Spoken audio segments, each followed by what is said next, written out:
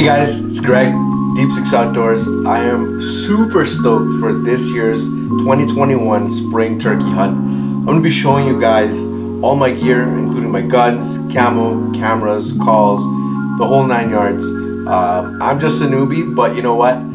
I got 2 turkeys last year, so I'm really stoked, and I hope I can get some more turkeys this spring, as well as get it on camera for you guys. So keep watching and I'll show you what I got. Alright, so let's start with the guns.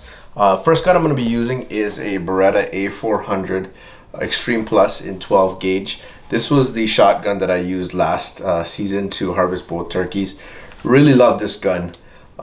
Semi-auto. You miss, you can pull the trigger again. It's just a rugged overall gun. I use it for waterfowl as well. I have a full choke on the front.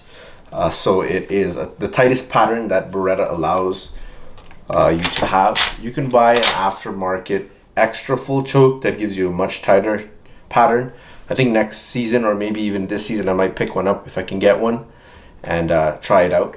I really like this gun because I can shoot 3.5-inch shells and barely feel any kick. It's got like a piston in here and like 3 stages of kickoff for recoil mitigation. So this gun is just awesome. I love shouldering it. I love shooting it. I'll most likely be using this gun this year for most of my still hunting if I'm not really moving around a lot. It is heavier, so holding this for a long time can get really tiring, but overall this gun will surely put a bird down. The second gun I'm going to be using is a small, little tiny guy. This is a Mossberg 510. This is actually a youth gun. It is so tiny, but it's perfect. You just sling it on your shoulder and you're good to go. You can whack in the bush all day long, have no problems. And so I'll be shooting 2.5-inch shells, or 2 3/4 inch shells. It's right here. Let's see. 3-inch shells. I lied. 3-inch shells from this puppy. And that's going to be super fun to carry around in the bush. Yeah, 3-inch shells. Ammunition. These are empty boxes, by the way, so I don't have any live ammo near the guns, even though they are locked. I love the Longbeard XR ammo. That is my personally favorite ammo.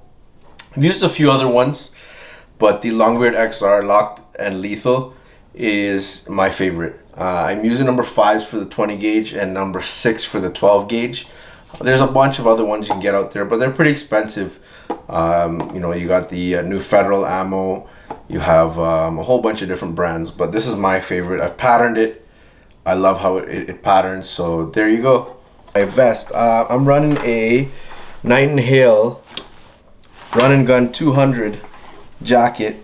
This is honestly the most comfortable jacket, or vest rather, turkey vest a hunter can have, in my opinion. It's really light. You know, I felt some of those ones with the supports in the back, and they're just too heavy. This jacket, you can put 2 calls right in the side. I have an HS strut, raspy old hen call, and then I have a strut select pot call as well. And I really like these 2 calls, but you know, there's probably some better brands out there. And then there's a little pouch you can put your strikers in, and you can zip it up to. It's really simple, really easy, and then you can put your strikers right in there. So that's that. And then you have a spot for your box call as well.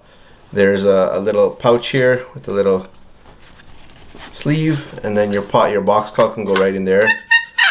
So that's a bonus. I may not carry this box call throughout the season. I may just stick with the pot calls and the mouth call, just because it's so much easier to use out in the field. But on those days where it's windy, sometimes a box call is good because you can get that range and that distance because it's so loud. On the other side of the vest, I've got 2 mouth calls, and there's actually like 2 little pouches here to put, and there's magnetic to put the calls in, so you don't have Velcro on you. You know, you have to peel it. It makes noise. The turkeys are gonna hear you, right?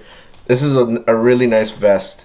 I keep some sandpaper in here for my pot calls, so I can sand them to get the that nice sound out of them. There's also a little pouch in the front where you can put all your ammo. There's little holders here so you can slip your ammo in, and then it's all zipped up. I have a really small water bottle as well that I fit onto the side of the vest. Just like a little stretchy piece here, you can put it in, and that's super super helpful. Sometimes when I'm going really light and I don't have my backpack or all my gear, that's where I'm gonna put my water bottle, so I'm not carrying around everything. In the back, there's like a paracord, sort of not a paracord, almost like a little bungee place here. You can put your jacket if you've got a nice thin jacket and you know it gets hot during the day. You can put it in here. Also in the back, okay, I've got my Vortex rangefinder.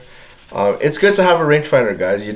You want to know what your shooting range is, rather, where you're going to be shooting, how far you're going to be shooting. So I carry this guy just so I can see what are my shooting capabilities. This is a nice little Vortex rangefinder. In the back, I've got a turkey tote. So if I shoot a turkey, I can sling him by his 2 feet and carry him over my shoulder. There's like a little handle here. So that's super fun, super helpful. This is another feature that the Nightingale vest has. You can actually put 2 decoys on these little rings and then sling it over your back and hook it on to the shoulders. Now, I did try this last year and one of the straps broke and I almost lost the decoy. But it can be helpful if you're mobile, right? And then I've also got a little measuring tape here, if I can know how to use it. And you know, you can measure your turkey, size of spurs, whatnot. So that's awesome. I love this little vest. It's just super easy. Here, I'll throw it on for you guys so you can see. So I'll just throw this vest on really quick for you guys to see. And I'll load it up. Obviously, I'll be wearing camo when I'm turkey hunting, so it'll look a little bit different. But this is what it looks like. You just put it on here. So you can strap the bottom here. And then your box calls go right here. Boop. One there. One there. Strikers go here. Put a striker here. Zip that up. Right. Then you have your mouth calls here on the back. So on the back, there's a little flip up butt piece that is perfect. So if you've got to sit on the ground, you can just flip it over, brace up against a tree, and then you've got a little butt pad there. And it's really comfortable. I've sat on the ground so many times and it's like, my butt hurts. My butt's going numb. So I love that this little butt pad makes life so much easier. It just flips right over. Bottom is supposed to be waterproof. I'm pretty sure it's water resistant. Really nice vest. I love it. Alright, so for my camera rig this year, I'm going to be doing an actual vest or chest mount rather with my GoPro Hero 5 as one angle. The other angle, I'm going to have my GoPro Max. Sometimes I'll have it on this hand piece here so I can do some close-up shots as I'm walking. And then other times I'll have it on a clamp so I can clamp it up on the tree branches and have a forward-facing angle towards myself. The other camera which I'll be using is a Canon G50, which is actually recording right now. It's a 4K camcorder on a tripod, and that's going to be perfect for getting those angles and zoomed in shots of the turkey. Now, because it's all black, I'm going to be using a camo mesh netting sort of thing that you can just drape over it, have a hole in the front so that you can still use the camera lens, but try to disguise the entire camera itself and the bipod, or the tripod rather.